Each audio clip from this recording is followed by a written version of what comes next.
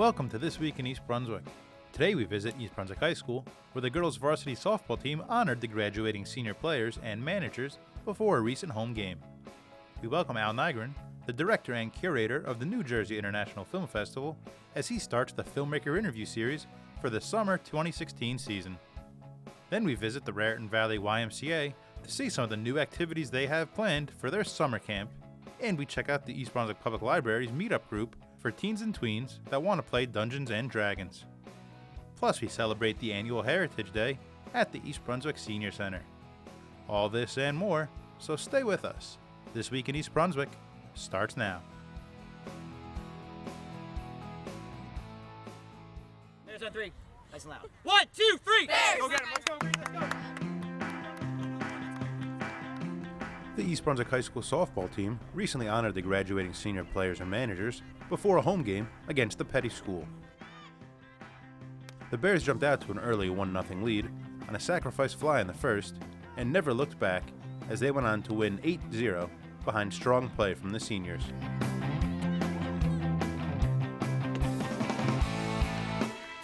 Kaylee Dwyer led the way both on the mound and at the plate, throwing 6 innings of shutout ball while allowing just 5 hits and striking out 4 on her way to picking up the win. She also contributed with 2 hits and an RBI to help her cause. Fellow seniors Brenna Rosano, Ashley Venaker, and Samantha Smalley each contributed with 2 hits, while Smalley drove in 2 runs, Venaker chipped in with another RBI, and Rosano scored 2 runs. First baseman Allie Warren also went 1 for 2 with a run scored.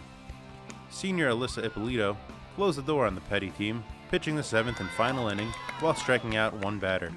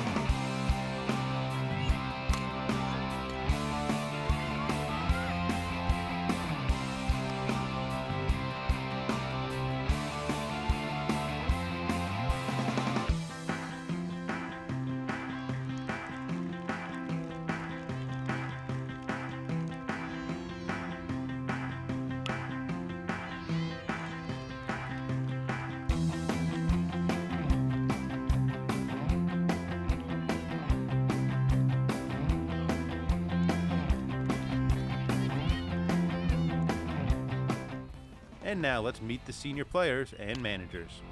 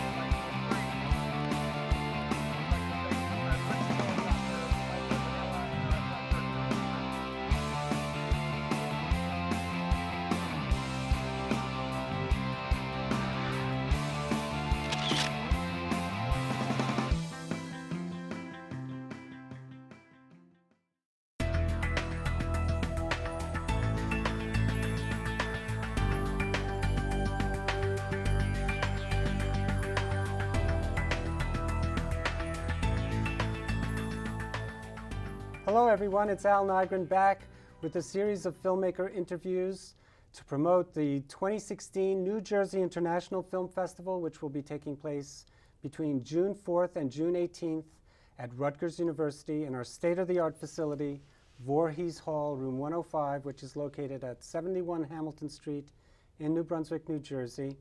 We have a wide variety of films going to be screened, actually 21 that were selected from 366 entries from around the world.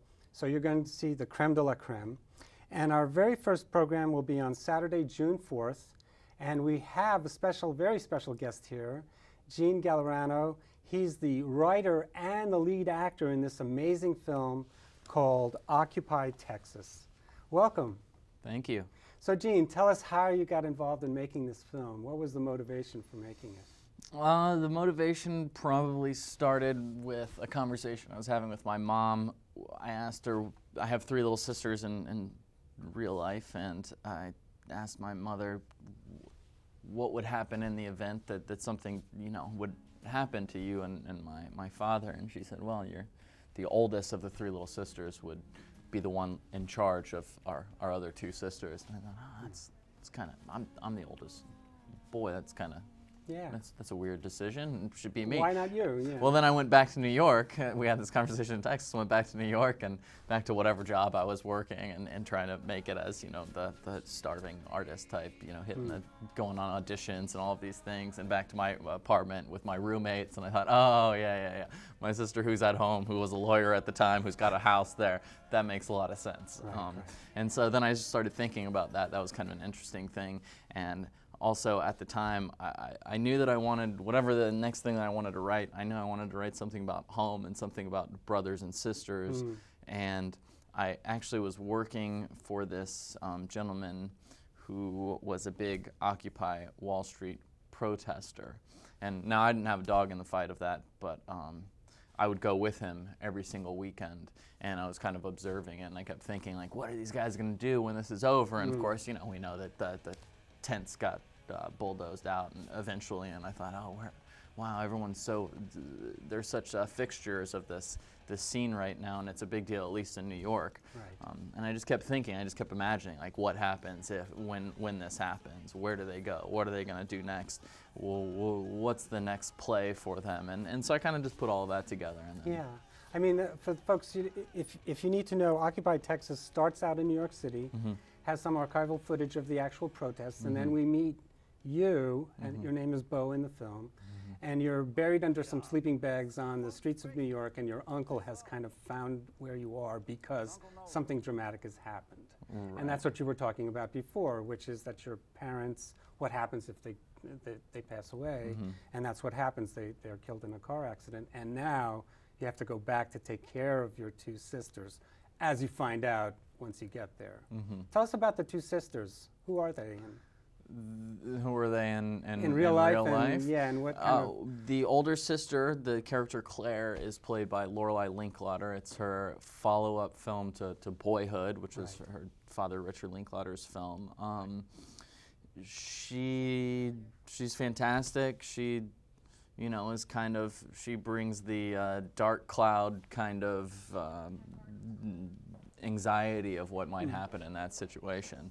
And then the little sister, who is a 12-year-old in the film, character's name is Arden, and that's this girl, Catherine Elvire, who we found actually, who blind submitted to us in the very first round of auditions. And Jeff and I were watching, Jeff Berry is the director, and we both were watching all of the auditions separately so that we didn't, contaminate each other's choices.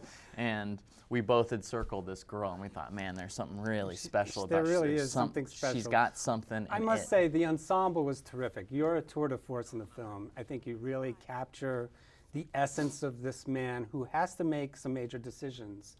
And you follow the transformation in this man who still stays true to himself. So mazel tov to you for a wonderful performance. But I thought the two gals also, there's an evolution in their performance too. They grow up with you while they're dealing with this dramatic event. And, I was talking to you before about, what's it like to live in Texas? We're the liberal area in the Northeast, and Texas is quite opposite. And you do feel some of that in the film, you know, whether it be the administrators at the school where the girls are, or the kind of relationship you have with this other woman who's fooling around. Tell us a little bit more about how that ended up in the mix. Is it autobiographical or? No. I mean, I fabricated all of it. I would say that there are a lot of names, and pretty much every location in the film is owned by someone I know. Like a series of my closest friends, their parents open their houses for us. That's my middle school. Really? My mother's law firm is in there. I mean, just every single place, I think with the exception of maybe one, I had a personal connection to. So it's autobiographical in terms of almost, my mom makes 2 cameos. One of my little sisters is in it. One of my very first acting teachers in Texas plays the principal. So I had all of these people in mind in terms of a historical context for me. Yeah. But my parents are still alive. I have 3 sisters. You know, so. But your film is a lot of fun. I think people get there and they will enjoy the film from beginning to end. I mean, I think our jury did that. I've seen your film a couple of times. I didn't get tired of it the second time. I saw things I didn't see the first time around. So I think in that respect, folks, when they come to our screening, will be entertained not only by terrific performances, but by amazing cinematography, excellent direction. So I'm looking forward to your screening. Well, and hopefully it has a heightened nature to it within kind of the modern or our contemporary language. I mean, it's on purpose. It has its own kind of unique style. We like to say it's a hipper Uncle Buck, or in the Little Miss Sunshine vein, or You Can Count on Me, or something in that world. But yeah, everyone that shows up, it's got Reed Birney, who's in House of Cards, Perry Gilpin from Frasier, and Janine Turner from Northern Exposure and Cliffhanger and all these things, and Lorelai and Catherine Elvira. I mean, she steals the show. She's so fantastic. But yeah, I like to think that it's a film that could speak to your 12-year-old daughter or your grandmother. Or your grandmom, yeah, I agree. Well, folks, you've got to absolutely see this wonderful film, which is part of our opening evening. We have 3 short films prior. Mother's Day, which features Melissa Leo, Academy Award winner, filmed by Jeff Tan. Jeff Needs Ice Cream is a lot of fun, and I saw some connections to your film with that one. It's a guy who is abandoned in his apartment and well, I guess I can say this, smokes his roommate's weed and doesn't have any ice cream, so he goes out in a blizzard looking for ice cream. And then D.L. Fitzsimmons presents The Class Acts by Nicholas Stonehouse. Is also a wonderful film by a Jersey filmmaker. 3 short films. Occupy Texas is the feature. One low price of $12, general admission. There'll be free food courtesy of Jimmy John's of New Brunswick, and also free popcorn. So come on down and enjoy this wonderful program, and hope to see you there. More information at njfilmfest.com. And thanks so much for coming, Gene. Thank you for having me. You should avoid anything that is of everyone's opinion. Copy? Copy?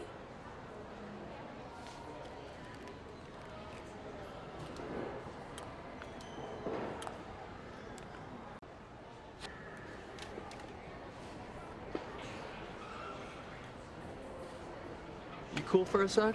You cool? We'll see.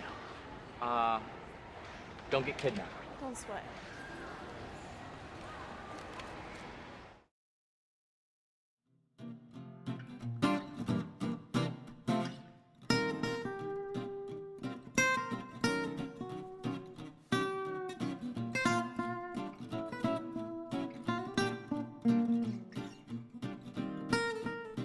Today at Healthy Kids Day at the Raritan Valley YMCA, a lot of activities going on, face painting, games for the kids, etc.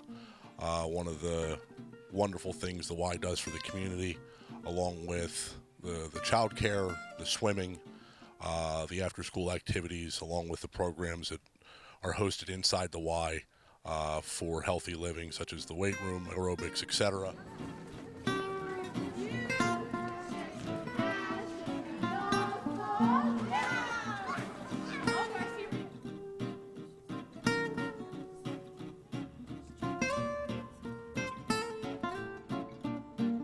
Hi, this is our Gaga Court, a great part of summer camp this year.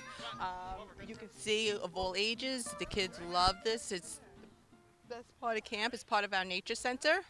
The Gaga Court is a man-made court. It's made of wood and has sand in the middle. And the kids, what they do with their knuckles, they hit the ball and they have to tag the other kids out. It's an awesome, awesome addition to camp. The kids love it.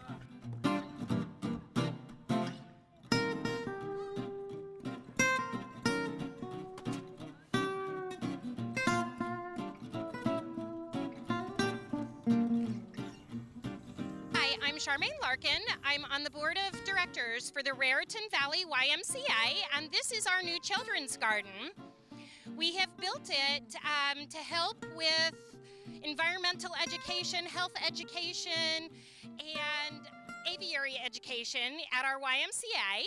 It's part of our basic curriculum for preschool and for after school kids. And we will also be using it in our camp. So our garden will have both vegetables, fruit, and it will have some flowers. As you can see here, it's working very well to attract the interest of the children. There are other things inside our garden as well as plants. We have a hopscotch and a xylophone and some palm pipes for the children to be so that it's interactive. So we hope you stop by and see our children's garden here at the Y. Thanks.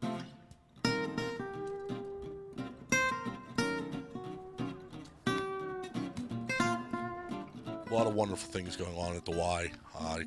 Personal experience, I've had 2 kids who go through the daycare program, also through the swimming and swim team.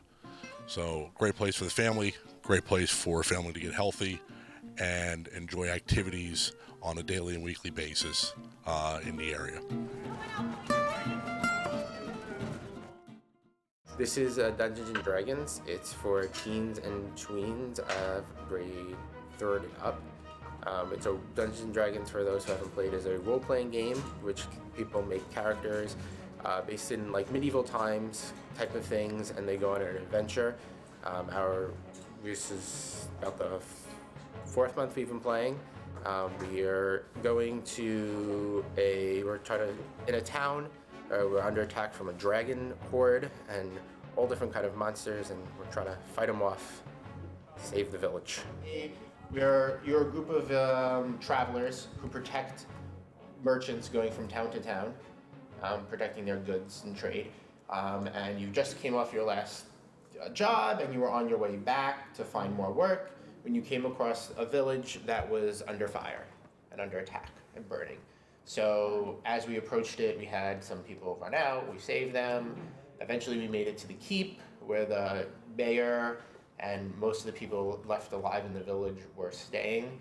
And then they actually, if you could do some missions to help them to save some of the town folk. So what do you want to do? I don't think I can make all of them in time. You can't bring them all back, nope. I can carry one person back, but I'm still thinking. That was just one idea. Okay. We're getting about 5 or 6 people time. We are on every other Monday, the 2nd and 4th Monday of the month at 6:30. I am fairly new to D&D. I've also been a Magic the Gathering player, which is a similar game to this, but it's great to have a new generation of people playing games like this. It also supports, rather than being on the computer or playing video games, getting out and playing a game where you're talking to people and interacting and making new friends, which is a big part of it. You have to work together to complete the campaign and the mission. If you're fighting against each other, you're not going to get it done.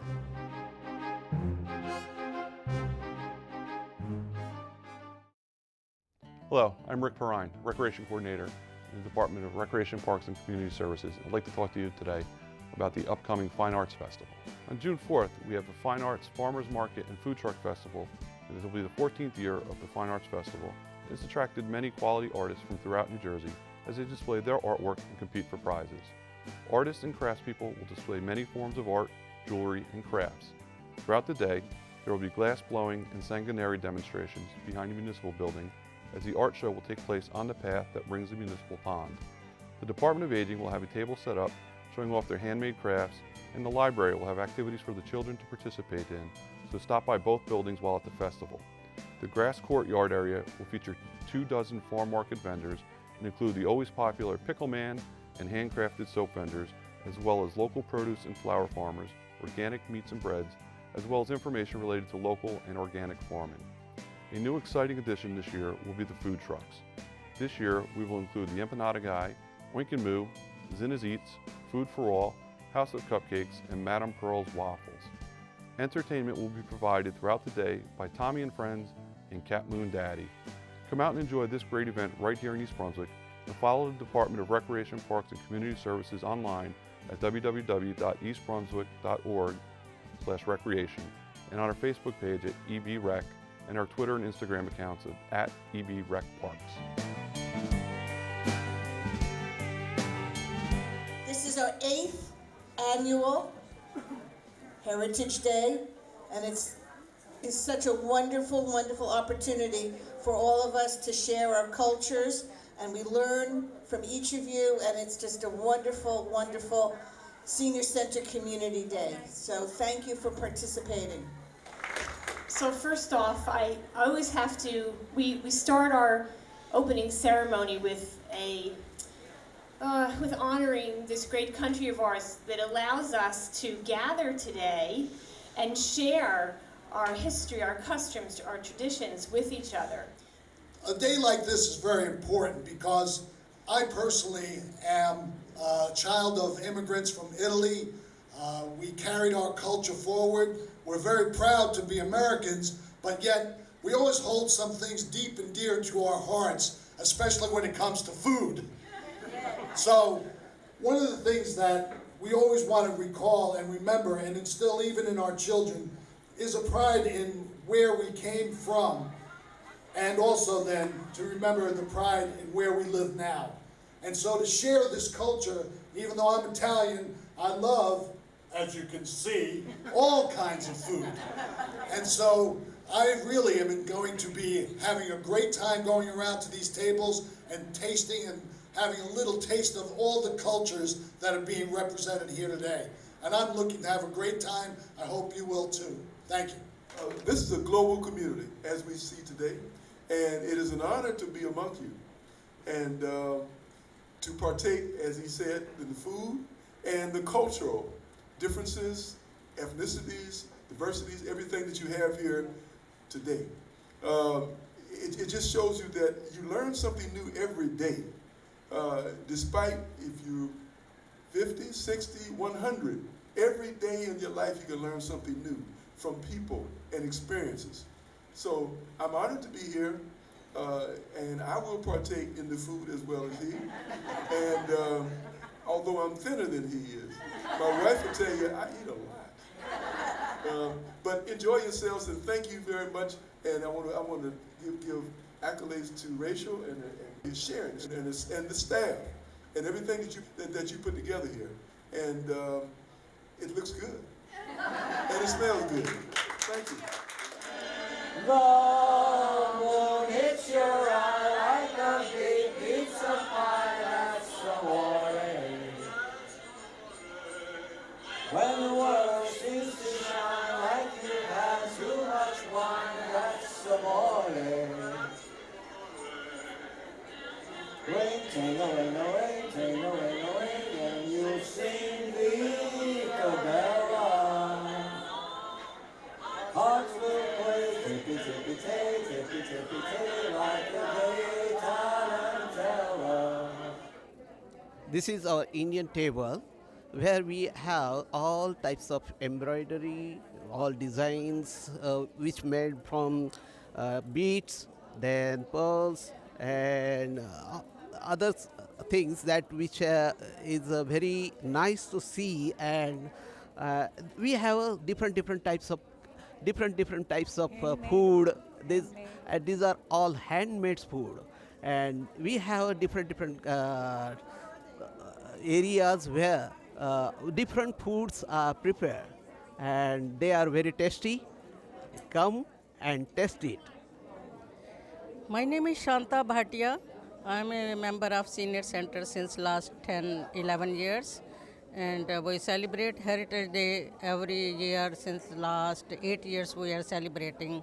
And the main part is our food. In India, everybody cooks from scratch. No canned food, no frozen. We try to cook everything fresh and vegetable especially. And our and special thing we do in this center is to we wear sari, Indian dress sari. So we try to, in a few minutes you will see, we'll wrap up many people with our sari, so people will enjoy. This is the way we present India.